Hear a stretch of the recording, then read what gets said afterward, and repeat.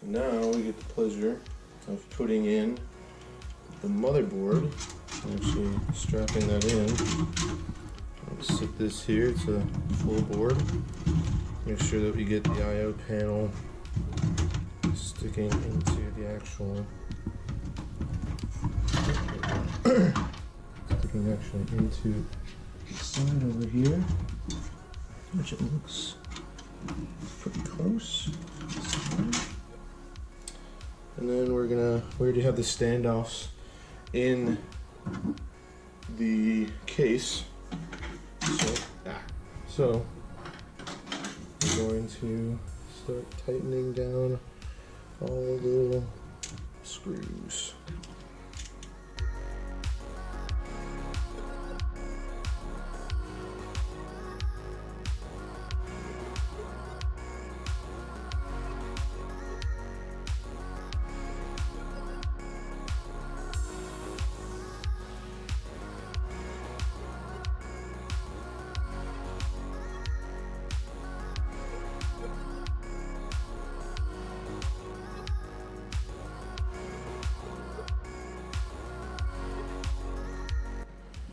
And after that, let's go ahead and let's move this so it's out of the way. Remember, that's our RGB header for our monoblock. I'm going to take these two pins out, or two slots out for our graphic card. Because what graphic card doesn't come in a two-slot fashion anymore, that has any power, to say the least. So put those out. And I'm going to slide in our new guy here.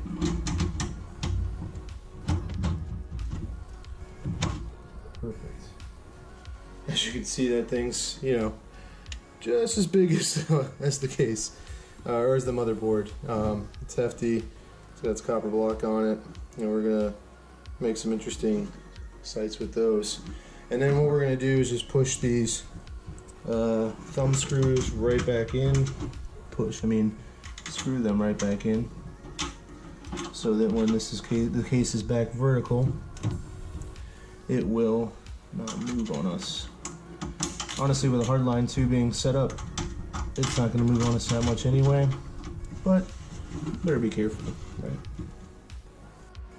With that, we might as well go ahead and install our 10 gig card and take out his stuff right here.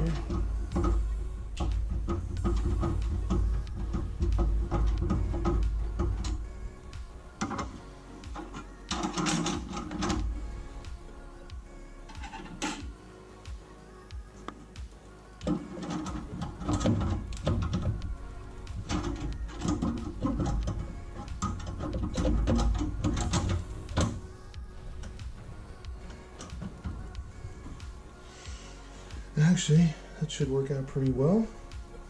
So that when we add our secondary PCI Express card right here next to him, we're going to have plenty of room. Or actually, almost no room, but because we're going to do a water block installation, it's not going to be a big deal.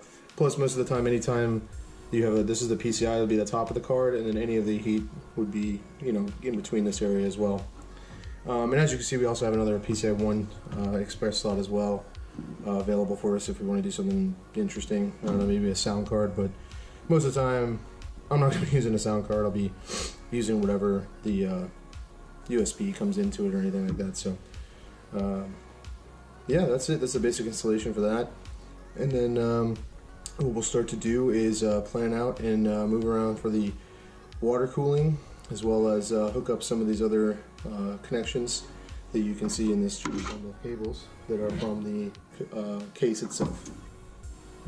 Alright, we're back vertical, and I've taken some of the cables that were in there from the case, and they were all originally right here, which is kind of cumbersome.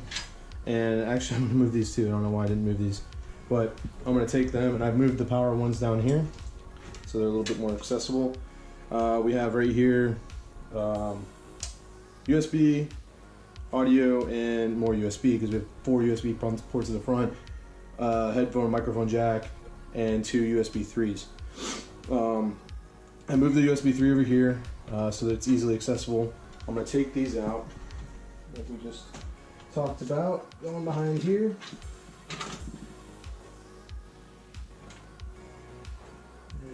take them down to where the power ones are. So they're out of the way, because as we saw, the board is a bit bigger than this boards are. So we'll take that out. This might have a problem with the reservoir I'm going to put in, but as you see, it's right around the edge there, and I move it in here, and it's actually pretty late. Almost, well, I don't know. We'll have to figure that one out. It might cause an issue. These should stand off. We'll find out here in a minute.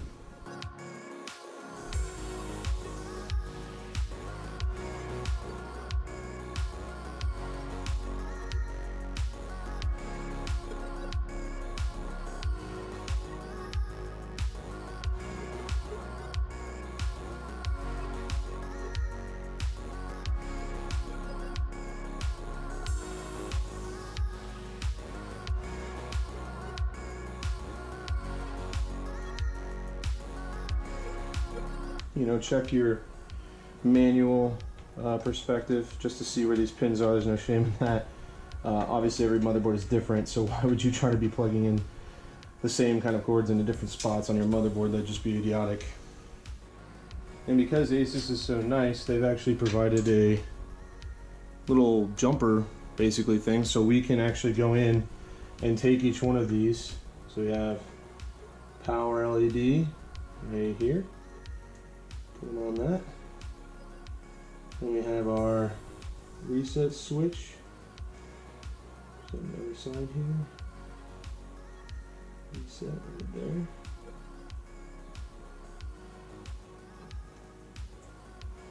What I'm gonna do?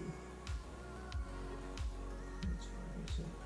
And then we have our power LED plus, which is, oh, I put this in backwards there. Yeah, that's the minus. And this is the positive. I don't know why I'm saying positive and minus, because obviously, or plus, plus and minus, I'm getting, it should be positive and negative. And then we're also going to put in our power switch, which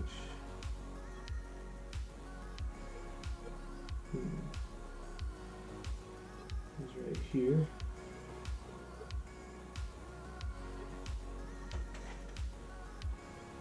So everything's in there.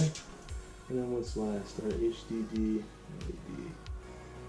And in all reality, it looks like I messed up this reset switch right here. Let's get this hard drive in. There we go. It needs to be one over because NC is not used. So there we go. As long as you have the labels all sticking out to what they are, then when we go in up here, top right is the blank, and we literally just plug in and we're good to go. So it's actually a pretty easy little process there. I like that. And that's all the way to do that. We'll push some of these cables back for later. But now we're going to move on to the water cooling stuff.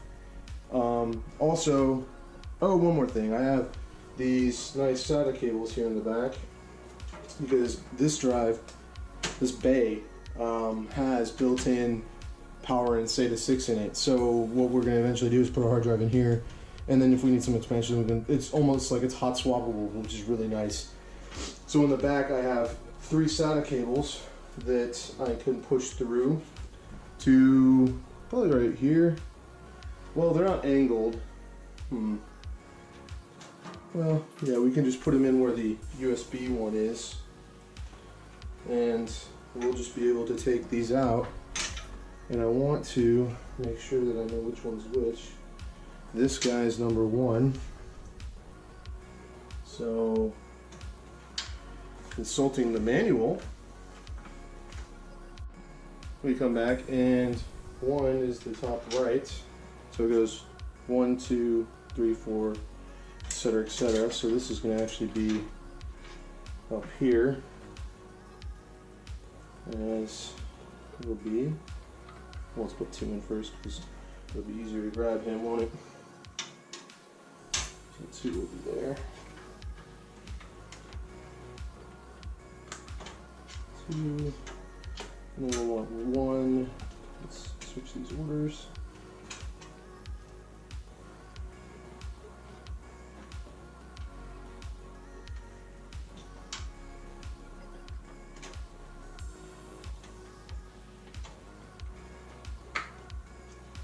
And then 3 right on the top right there.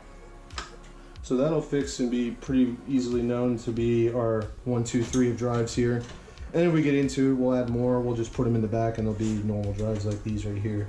Honestly, I don't really expect doing too much more than that, but you know, you never know. So we could add a whole bunch of hard drives or not. Honestly, for this case, it actually comes in a different arrangement where this drive is here, but it's not the hot swap that I'm talking about. And this drive is here and there's a blank here. And then the 2 are down here in the bay. But the way I want to do everything is put everything in the basement with regards to water cooling and reservoir, power supply and everything. So we took those out and moved them up here and actually have an extra 3-set bay that I can use later on, or probably not at all the way I want to set up. So just to keep that in mind.